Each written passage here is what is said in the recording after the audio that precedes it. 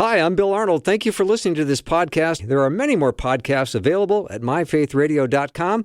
Your support makes this possible. Thank you. If you happen to work the third shift and wake up at 3 in the afternoon, well, good morning and welcome to...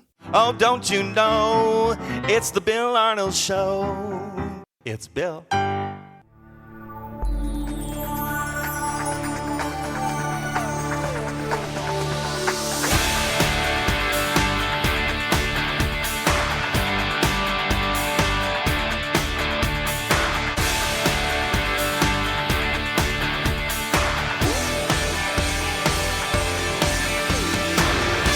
And a warm welcome to the Bill Arnold Show. So glad you joined me today.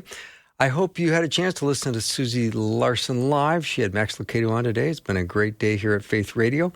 And we've got a great show coming up for you. We've got J. Warner Wallace coming on in just a minute. Looking forward to him on the program. As always, Wyatt, I would say that Jim is one of my anything and any topic guy. You can go a lot of different directions. Anywhere, you don't have to, anything. And you don't have to give him much of a heads up either, and he's ready to roll. You think I ever give him much of a heads up? No, that'd be too easy for him. Yeah. Why would I do that?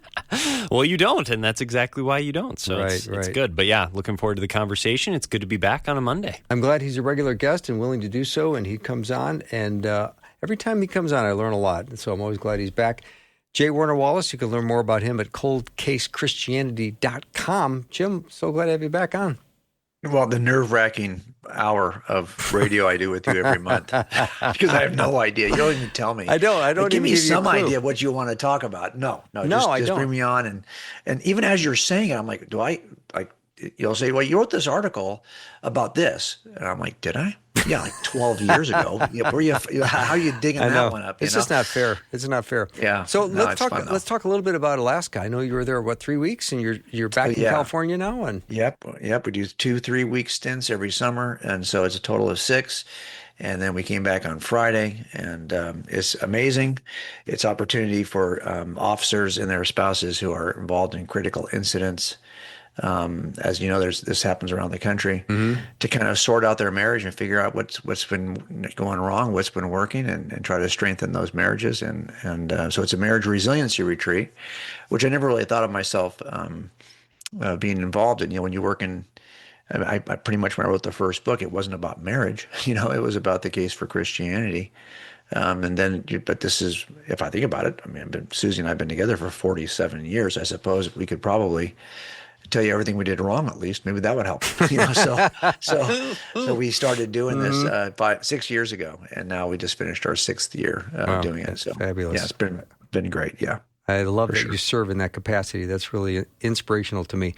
Now, you're going to be in Minneapolis in the area in October, and Wyatt and I are going to try to get over to have a cup of coffee with you when you're in town. That would be awesome. Yeah, please do. It's in Egan, and it's I'm not sure how close that is, but it's pretty close, I guess, to the Vikings facility, because it's going to be held at this hotel called Omni Viking Lakes Hotel. Yeah, you can see the practice field from your room.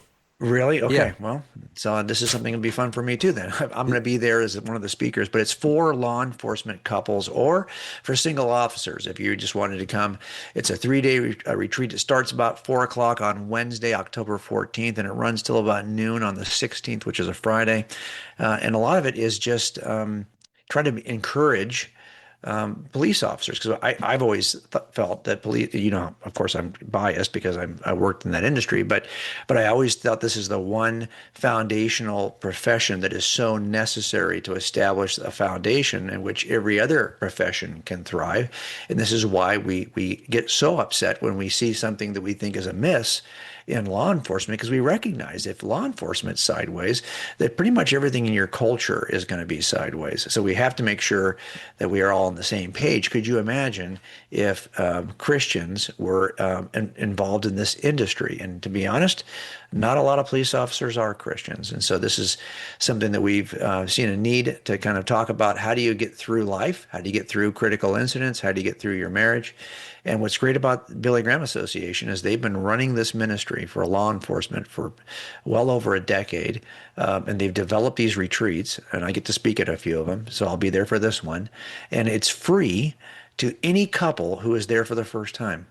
So people will fly in from all over the place. I mean, it's in Minnesota, but you'll see there'll be people there from all the states because they come in because it's free, and that includes the stay at the hotel, all the meals, all the sessions, all the materials. It's free to first-time guests. It's Wow. very minimal in terms of cost to second-time guests. But the whole idea is we want to introduce them to a ministry that could really help them survive and thrive in law enforcement. So interesting. I'm looking forward to seeing you in October. Hopefully we can get a coffee together. And also, this is an amazing conference. And I hope, and you said people fly in from all over the country for this. So this is a big deal. Yeah, I hope that you'll, if you can get there, it'd be awesome. Because, every time I've done other conferences there where you've been able to sneak in and I always love it. Yeah, for sure. Just got a text from a friend of mine who is going to be listening today, but he said, I've been pretty glued lately to JWW. That must be you. I've listened to, guessing, 30 to 40 podcasts in the last few months. You got some fans. Well, that's very kind. We've been able to shift. We've been doing this podcast for years, and I used to always say that anyone can start a podcast. You have to drop a podcast every week at the same time if you're doing a weekly podcast for years before it gains any traction. And we're in a season now. As I get older, I'm in a season where I'm just trying to share with my podcast audience like the stuff that I'm geeked out about, and it's almost always some forensic examination of either Christian history or the Bible. So if that's something that is interesting to you guys, I'd love to have you join us. Absolutely. And I remember my first boss in radio said, you are a new show for 3 years. Wow. That's interesting. Yeah. Is that true, you think? Practically speaking, do you think that's true? Oh, very much so. Mm-hmm. Yeah. So it takes a while to actually, I think that's true. Even I was talking to the folks at Billy Graham Association this morning. I think it's been true even for us doing this marriage. I think we did maybe 100 couples before it dawned on us what we were doing. I think we understand it a little bit now. Yeah. But we had to do 100 couples to really, and I think it was helpful probably for those 100 couples. But now I feel like we're like in a groove. Like we understand and we've seen enough of different things to kind of be able to be nimble on our feet a little bit. But I think you're right. It takes a while to even find your voice if you're podcasting or to kind of figure out like what is your lane. And I always say this, if you're a Christian listening to this, you have been gifted by God to do something. And you might think, well, I don't have that gift or this gift. Yeah, the reality of it is that this was never meant to be find me a superstar and we'll get going. It's always been meant to be find me people who may not be qualified but are willing. God doesn't use the qualified. He qualifies the willing. And are you willing to do something? And if you're willing to do something, and I learned this early on, like I know I've done one narrow thing. I've worked in law enforcement, worked these cold case investigations, and I stay in my lane. Because I realized that that's why I don't do a marriage resiliency retreat for just anybody. I just do them for law enforcement because that's the narrow lane that I have some idea of what I'm talking about. And so I think that each of us, if you're listening and you're wondering, what am I going to do now? Well, ask yourself, what do you feel like you're good at? Because those are you would have called if you weren't a Christian. Oh, I have these natural talents. No, those are gifts from God. And then how can I leverage those gifts to do something with them? Is God in control? Yes. And part of what God did sovereignly is he gave you the gifts that you can now use freely. So there's that mystery between your agency and God's sovereignty. But one of the things that God did is he pre-gifted you with something you could use that he could then leverage for the kingdom. Mm-hmm. Jim, let's talk a little bit about a person who holds a position, and yet the position they hold is flawed theology. This is a conversation I've been having with someone, and he talks about how spiritual he is, but his theology is so flawed. And then I was thinking, you look at worldwide, there's 2.4 billion people that identify as a Christian. And for example, there's only like 66% believe in the virgin birth. Right. And you go, well, wait a minute, this is a fundamental principle of Christianity. And if you say you're a Christian, but you have a flawed theology, where do we go from there? Yeah, well, and I think you and I have talked about this analogy that I think it still holds, and here's how I have kind of said it over the years that if we're sitting at a table, a round table, and the table is America, the surface of the table is everyone in America. Hmm. Well, it turns out the number of people who would maybe claim to be Christian in America, let's just say I think it's still over 50%. Let's just say it's 60%, just for sake of argument. We could be wrong by percentage points in one direction or the other. So that means that on that table, which is America, there is a tablecloth that covers 60% of it. And those are people who would say they're Christians. Now, what's interesting is you can argue over time. We saw for many years the tablecloth was shrinking, and then it kind of plateaued. And you kind of see in the last few years, is there an increased interest? So the tablecloth can kind of flex. It can be a little bit larger or a little bit smaller, depending on where you are in history in the last 20 years. Okay, now what's interesting, if you ask the tablecloth, well, what does it mean? You say you're a Christian, but tell me what that means. Can you describe just some very simple claims that have historically been connected either through creeds, which kind of just summarizes what's in Scripture, or if you're just geeked out about Scripture and you're reading Scripture, can you tell me something about what you believe? Oh, my goodness. Well, now you're going to discover that on that tablecloth, there's not many people who have any idea. I always say they're kind of like Christians, like I'm a Californian. I can demonstrate that I'm a Californian by showing you my ID, but don't ask me too many questions about the history, structure, legal systems in California, because I only know so much. And most people who live here only know so much. How many people are in your legislature? How do you pass a bill? How long has the state been here? What's the state tree? I don't know, but I am a Californian. Well, but if you're going to ask me, I don't really have good answers for those questions. Well, it turns out that tablecloth, which has been shrinking, has on it a teacup. And that teacup, sadly, are the number of Christians who actually know what it is Christianity is all about. Mm-hmm. And I don't think that teacup has really changed in size very much. There's always been a remnant. And what's flexing in size is simply the tablecloth.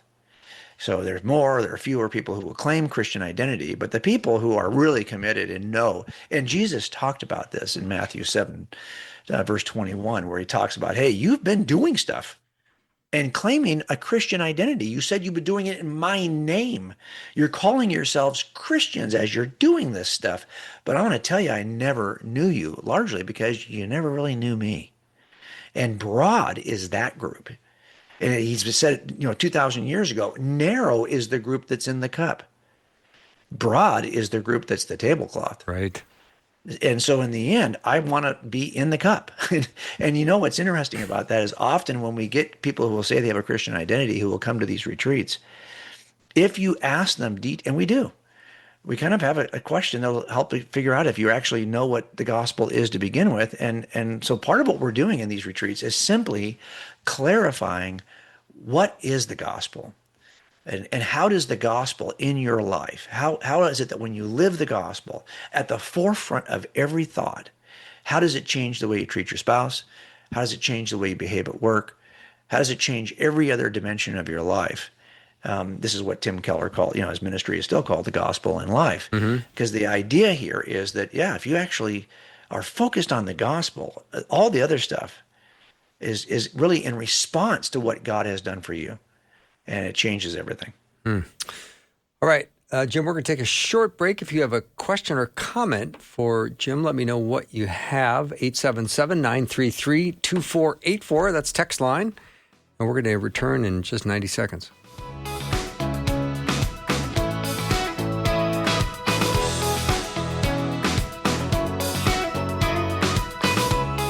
When you text FAITH to 41224, you'll be sent a series of text messages over the next few weeks. Each message will provide you with resources that explain the promise Jesus makes and what a relationship with Him can look like. Explore more about who Jesus is and what He taught. Text the word FAITH to 41224.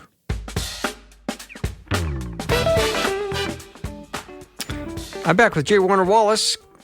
Head over to Cold Case Christianity. His latest book is Case Files Volume 1, Murder and Meaning. Every book he writes, you're going to like having. So just pick one and get started, and you will love it. They're page turners. So, all right, here's something that came in on the text line, Jim. Okay. Interesting to ask Mr. Wallace. because you deal in cold cases, families that have been waiting days, weeks, months, years before justice. And the question pretty much boils down to, from a Christian perspective, of how to encourage our brothers and sisters when they've been praying for years and they see no movement in certain things and they're just stuck in the waiting. Yeah, well, a couple things. There's two ways to approach it, right? One is to approach it from the perspective of a Christian worldview, and the other is to approach it from the perspective of a secular worldview. And as you know, if our secularism is true, then we have one lifetime in which to accomplish all justice, and in which to actually experience and satisfy every desire, including a desire for justice. And that's why a lot of people will find that they're dissatisfied. They feel like this ought to be resolvable. Like it ought not be so that this crime goes unpunished or unsolved. And of course, it shouldn't go unsolved. You have a desire that you cannot, like C.S. Lewis said, you have a desire, like your desire to eat. Those kinds of desires are satisfied in this life. You can satisfy them today. But if you have a desire that cannot be satisfied in this life, it might just be that you were designed for another life, for the life that is on the other side of the grave.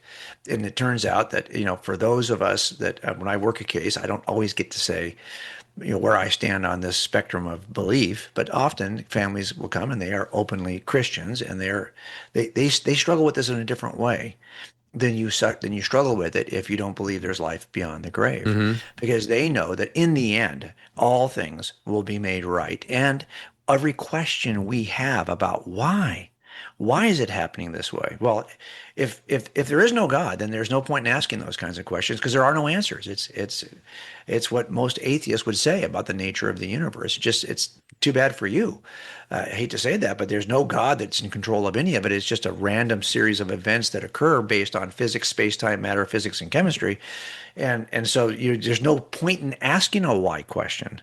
Now, what I typically do with that, when we've got somebody who's like waiting forever, well, first of all, I've got lots of examples of cases where people have been waiting and thinking. Usually when you knock on that door and reactivate a case, you're probably pretty close to making an arrest, because you're not going to bother the family and get their hopes up just to have them be disappointed again. So I typically won't knock on your door or do a family interview until I'm pretty close to making the arrest, so that I'm just bringing you in at the last minute to clear up some details, because I'm sensitive to that issue.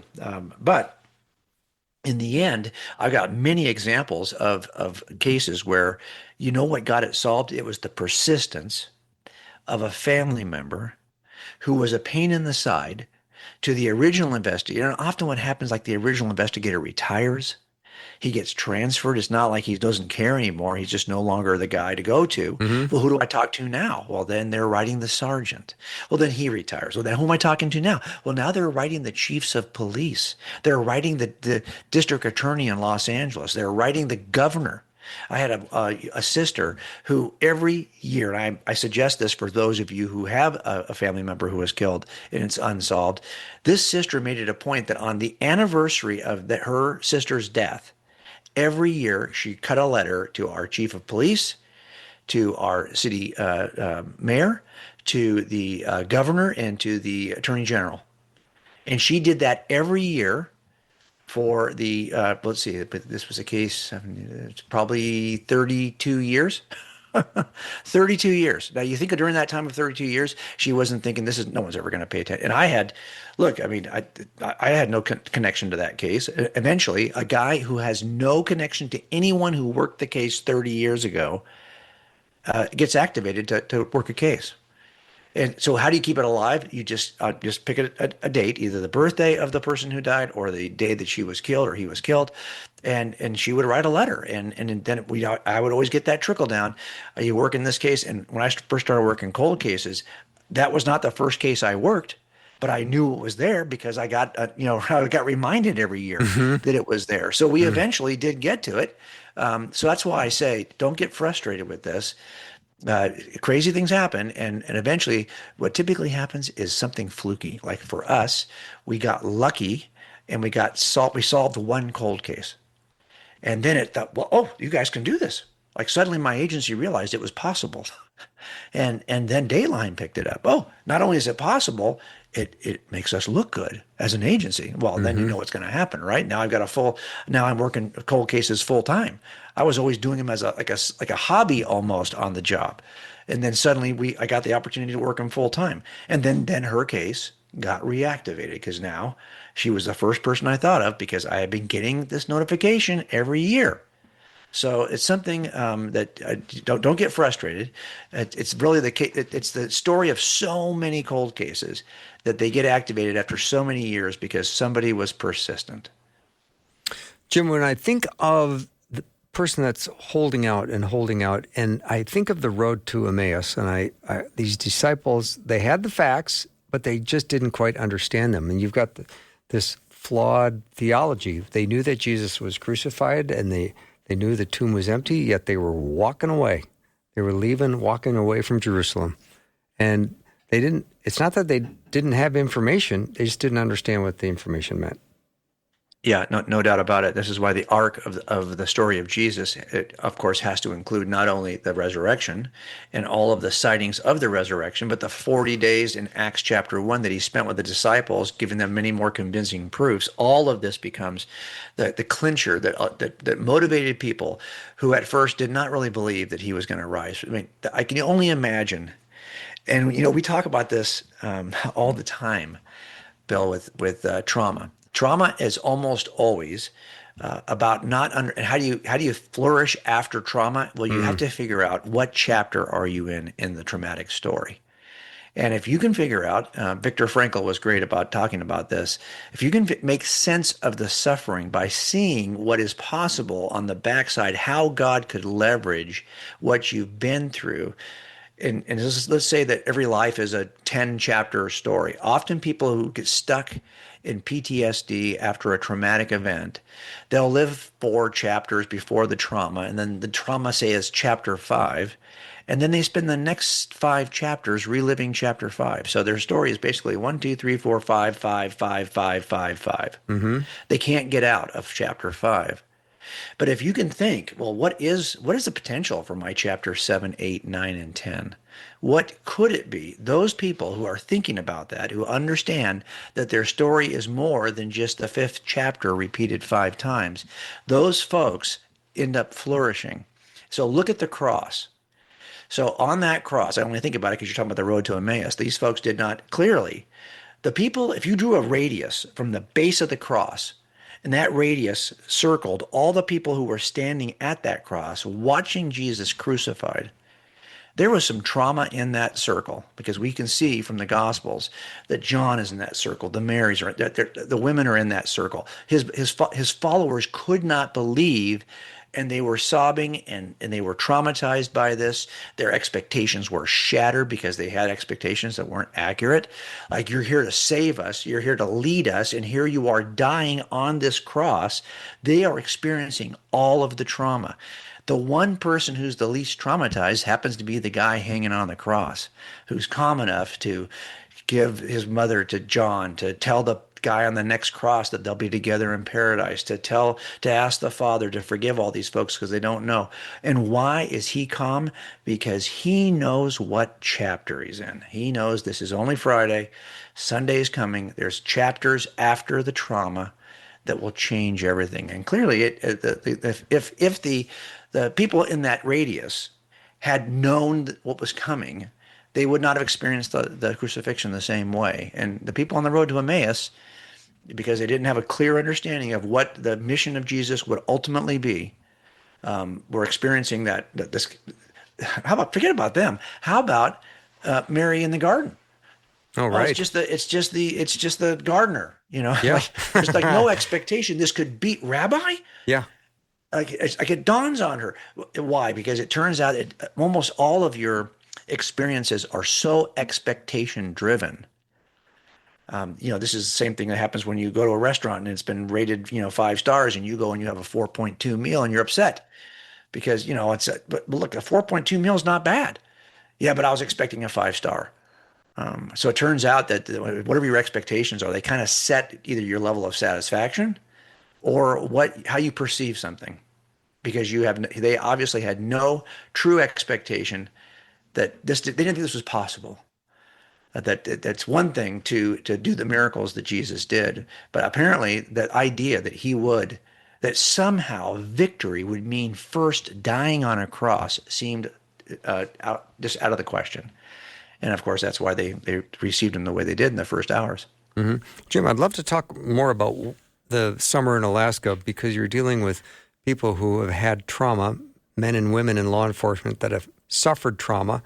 And if you don't have a Christian worldview, you're not going to process that trauma as well as you would if you were a follower of Jesus. Kind of what you were just saying. But are you at liberty to share some of the stories and how people are dealing with their trauma? Well, generally, I can say this, that you're absolutely right. It's not that yes, it's all about, we are a Christian ministry. We're up there because we think that the worldview that captures reality is called Christianity. And it's a transcendent worldview in which life is not the line segment that you and I often talk about. It's not the 90 years from birth to death. We believe that life is a ray that starts at birth, extends through the point we call death, and it continues infinitely on the other side of the second dot. And this view of the world changes the way you experience trauma, for sure. But more importantly, when you go to a marriage resiliency retreat, most of the time, the classes that people will do are all about like the tools that people use in marriage. It's going to be about some conflict resolution. You might talk about some apology stuff, how to repentance and forgiveness. You'll talk about the value of the kind of communication tools. Most people, when they come up there, will say, we sure wish we could communicate better. And I could very easily just do, 5 days of communication tools. Blah, blah, blah, blah, blah. I'm just going to tell you, I tell these folks the same thing. I can give you all the tools in the world, but until you know the tool maker, ain't nothing going to change, And how many times have you been, if I gave you directions to get to this retreat we're doing there and you didn't know how to get to this hotel, and I just said, okay, you don't have a phone, you can't use your mapping system, but I'll give you directions, don't worry about it. And I tell you, just go a couple of miles down here, make a left, go about 3 blocks, make a right. You're going to go past the first set of lights, you're going to go to the second set of lights, you're going to make a left, make a quick right, go right away, make another left, go about 4 miles down, make 2 more rights, and then make a left, you'll be right there. I've given you now adequate guidance. But you know what's going to happen. You're going to get in that car and a couple turns in, you're going to be completely lost. What did he say? It turns out when you have the guide in the car with you, I can tell you, no, make a right here. Yes. So you have to make a decision. Do you want guidance or do you want the guide? So we don't want them to go home with just guidance. We want them to go home with a relationship with the guide. Yeah, that's such a good point. It's like people that have a first aid kit, they take it on like a camping trip, but no one's ever opened it. Yeah, that's right. They don't know how to use it. True. Yeah. Well, and this is the other thing too. We also don't want, so a lot of times people come up, they aren't believers. So we have to introduce them to the guide. Right. But a lot of times they'll come up and they are believers, but they've never opened, they've never like consulted the guide. They've never either, number one, they can't tell you what's in scripture. What does God say about anything? Okay. Mm-hmm. And it's often because they're holding on to something else. They've never let go of it to hold on to God. While I was up at this retreat, my 1-year-old granddaughter, who has been able to walk for probably 2 months, finally let go of her dad's finger, and now she's like, she can't stop walking. She's like speed walking. Okay, but for 2 months before we left, every day I would say, "Come on now, you can do this. I've seen you do it. I've seen you without thinking go from one couch to the other. Just come on, just stand up and come over to me." Wouldn't do it. Wouldn't do it. Instead, she would sit there and say, no. She wanted me to come over and give me her finger so I could help her. Now, there's a sense in which at some point, something in her formation just clicked and she realized that she could take a step. And then she wouldn't look back. And I often wonder if when you talk to people who are trying to make a decision about how much they're going to trust God, like they're holding on to the things of the world that they've been holding on to for their entire lives, not realizing they could just trust God for this. And I always wonder, like I wonder with my granddaughter, what was it developmentally that happened that suddenly one day she realizes, yeah, I'm good. What is it going to take developmentally with these couples for them to suddenly realize that I don't have to cling to my identity, I don't have to cling to what I do at work, I don't have to cling to all the things I thought where I was saving myself. I could actually let go of all that junk and just trust God for this. I don't know what it's like. I can only say you can only do so much. It's all God's work. The gospel has all the power, but at the same time, you see how Paul will contextualize the gospel depending on who he's talking to. I'm always trying to figure out, well, how can I state this in a way that you'll go, oh, okay, now I see what you mean. That's what we're trying to do there. Yeah. I remember I was in Dublin working, and I had to get to a radio interview, and I got very turned around in the streets of Dublin. They were very confusing to me, and I was starting to have this full-on panic because I was on foot, and I actually went into this little restaurant pub, and there was a guy there, and I said, hey, can you tell me where the RTE radio station is? And he said, well, it's a little tricky from here, but I'm just heading that way. Why don't I just walk you there? And I thought, Wow. really? And so, he said, I got a shortcut, and he took me right to the front door, and he goes, there you go. And I said, thank you. And that's just the example of I'd rather have the guide with me. Yeah, no doubt about it. And I think that this is one of the, I think for cops especially, is that we are always the guide. In other words, you call us to solve the problems. Yes. We don't ask you how to solve our problems. You call us to solve your problems. Right. And I think that sticks us in a way of thinking that's actually hurting us. Yeah. Because we think, hey, we can figure this out. Yeah. We'll take a short break and come right back with J. Warner Wallace. Go to coldcasechristianity.com to check it out and all of his books. All of the resources he has available there. Many, many are absolutely free, and you will love it. coldcasechristianity.com. Be right back.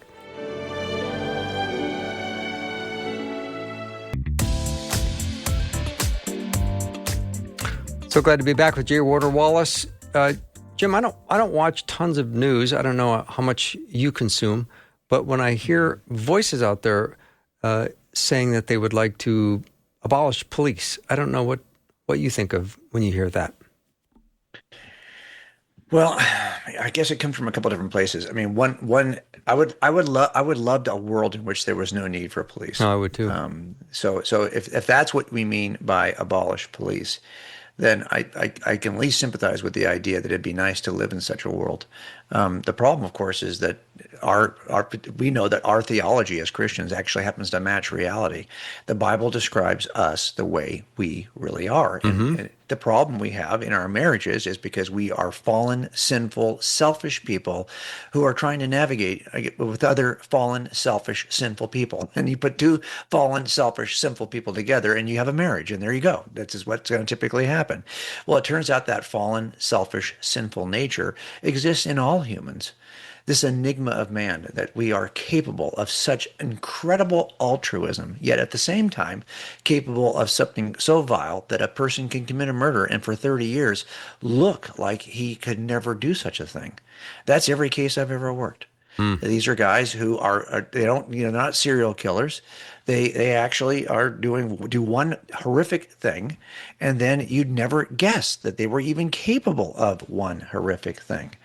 So that's just the nature of people. So the question then becomes, well, how are we going to navigate that kind of world where there will always be a need to deal with people who are offending in some way, who are doing sex crimes or serial killings?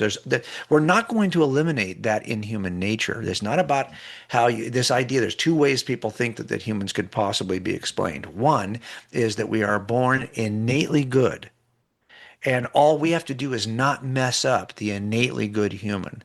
And humans are ultimately messed up by systems and bad families and bad governments and bad environments. If we can simply change the systems, change the environments, change the families, we can get rid of the fallen humans. The reality, of course, is if the other side is true, if what we believe is true, you are not innately good and ruined by a system. You are the innately fallen creature that ruins every system. And now, if that's the truth, well, that you have to set up governments that, for example, have checks and balances. You can't let people rule without some form of a way of checking them, because all of us are fallen and sinful by nature, and we will find a way to exploit. So you end up having to design based on one of these two views of humans. Either we view them as innately good and therefore just correct the environment, or we view them as innately fallen and the corrupter of environments. Two completely different ways to structure a government, two completely different ways of structuring your society, and one of those I think, would find itself saying, well, yeah, we don't need police. Well, that's because you hold a view of humans that's just not accurate. Oh, good point. And the view that we hold actually is accurate. And then what do? There's always going to be a need to rein in crime because that is part of our base condition. So good. So we've got college starting up again pretty soon here on campus, and I know there's going to be people leaving their home, their faith life they had while they were home with their parents all through their growing up and their high school, and now they're getting off to college, and they're going to have to probably defend their faith in ways they've never had to defend their faith before. So, Jim, how important is it for our faith to have evidence?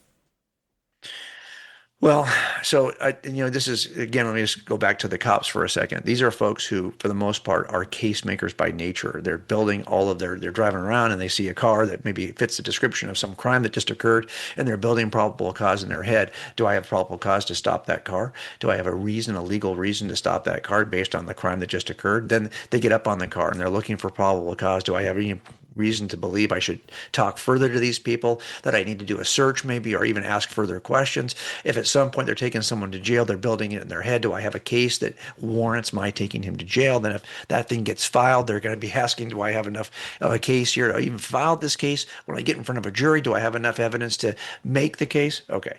All of this is driven by evidence, right? And it turns out that the more certain you are based on the evidence, the deeper your conviction and your willingness to do whatever it takes to, if you know this is the killer of 3 people and you are absolutely committed to this because you've seen the evidence and the evidence has convinced you, you will do what it takes to bring justice to a family.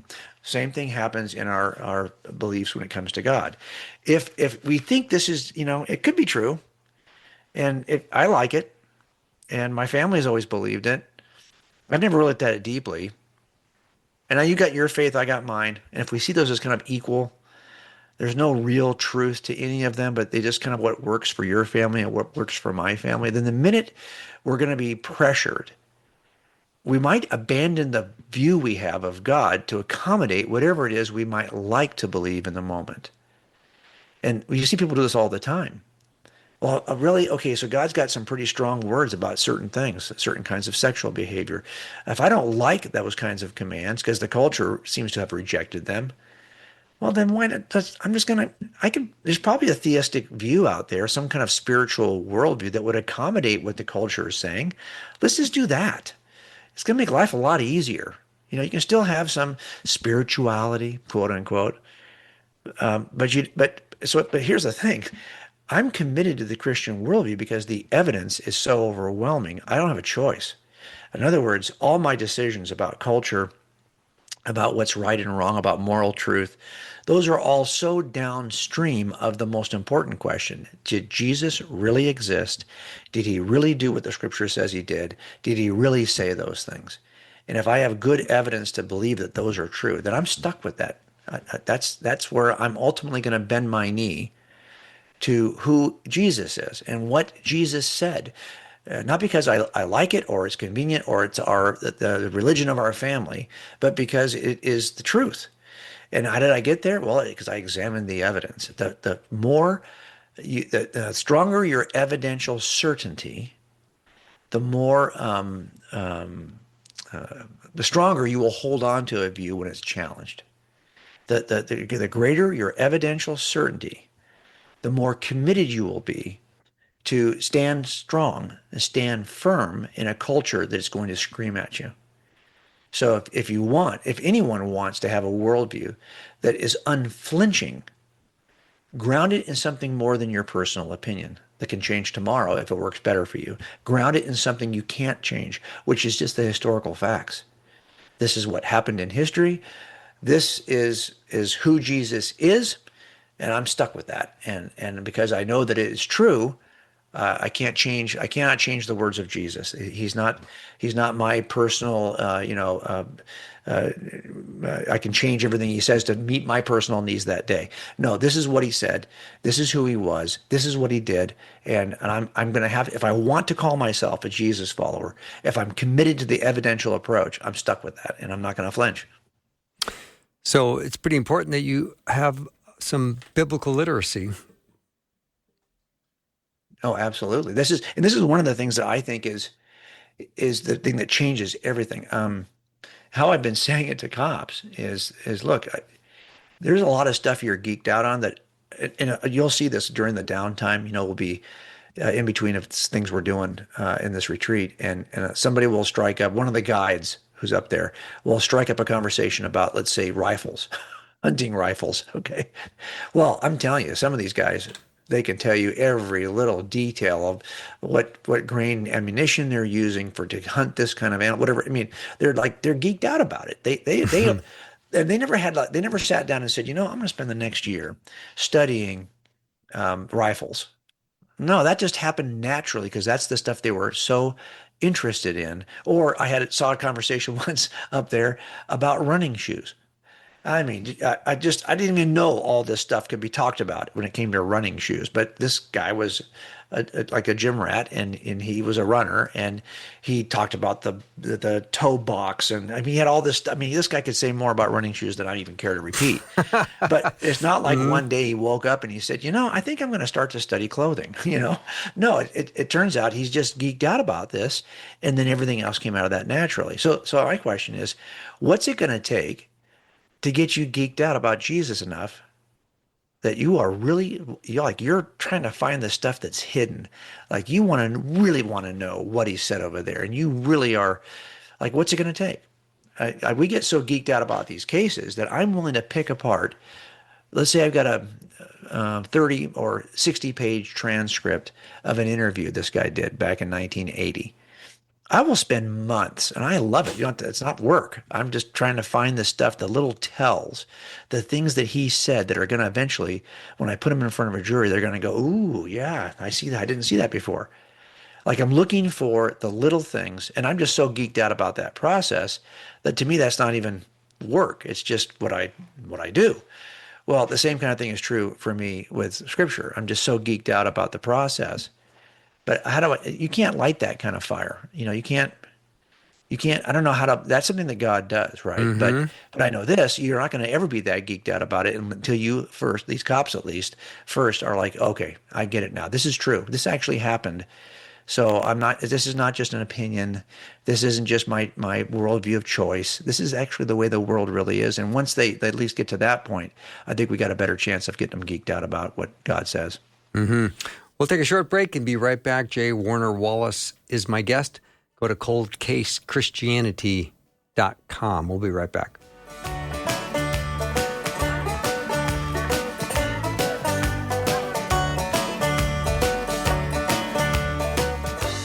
And a warm welcome. 10 out of 10 people will say you are not here by accident. If you're a brand new listener, you can request a welcome pack that includes goodies and swag and information on ways to connect and grow in your faith. This is a way for you to connect and find community. Request your welcome pack today. Text the word welcome to 877-933-2484 and follow the link or request one at myfaithradio.com.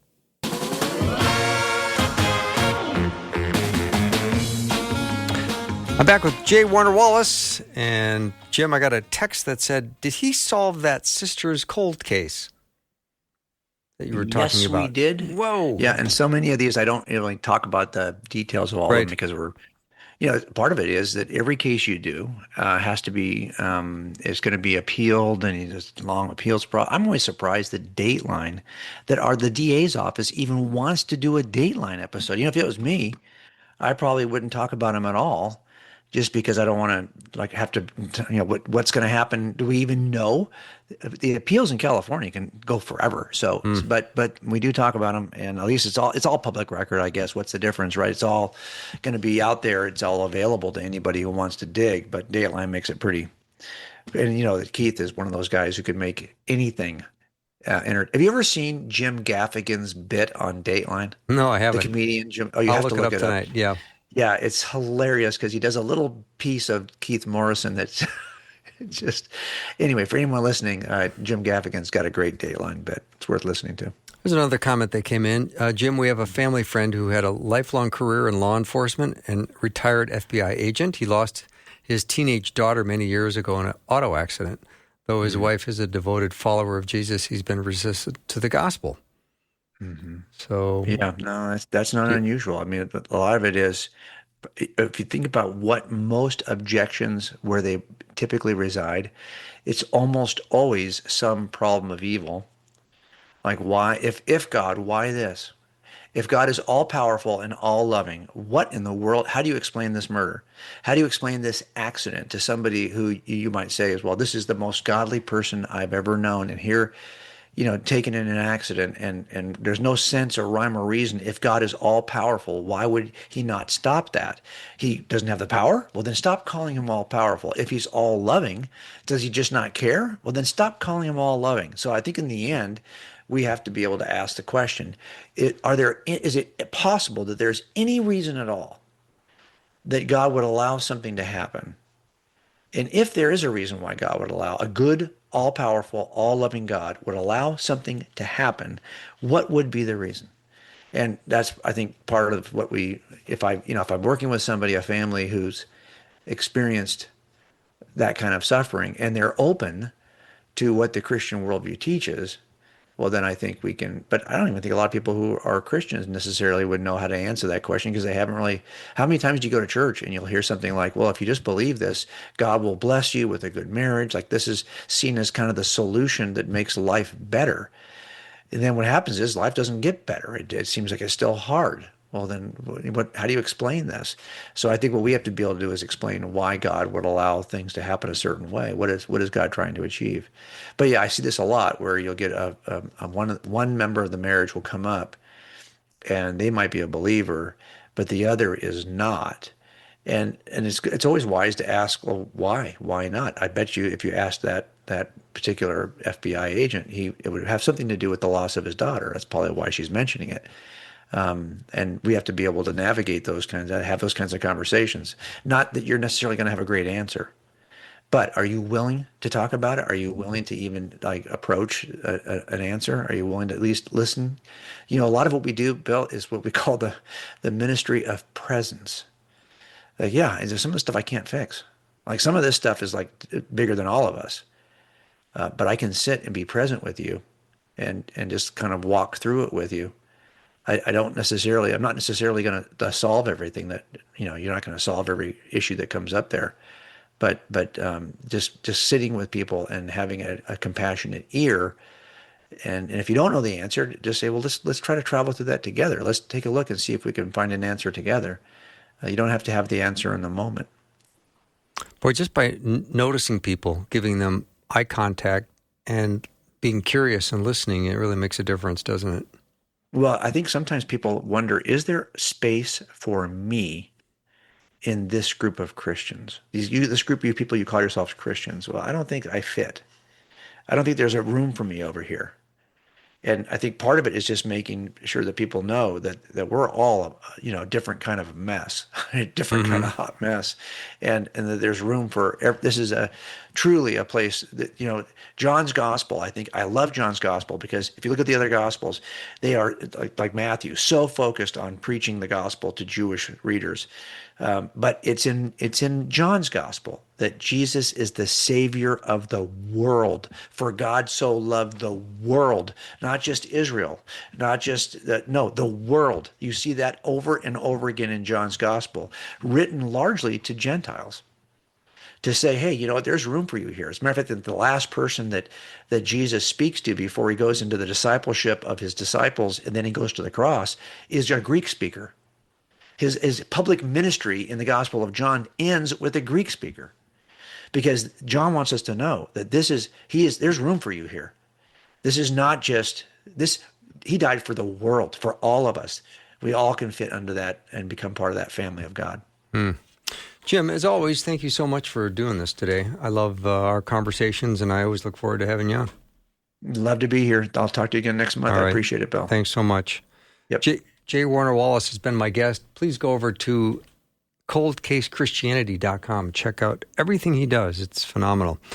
All right, we're going to take a little break, but we have hour 2 just ahead, And Pastor Steve DeWitt's going to join the show. First-time guest. Looking forward to hearing about him. His new book is called Loneliness. Don't Hate It or Waste It. Redeem It. We'll be right back.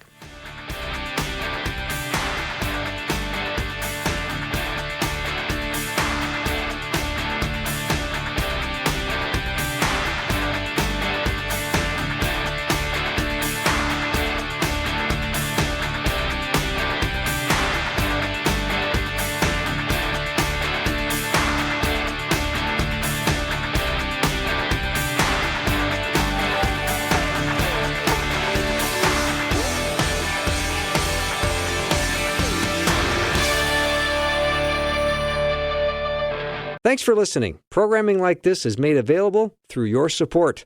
Information available at myfaithradio.com.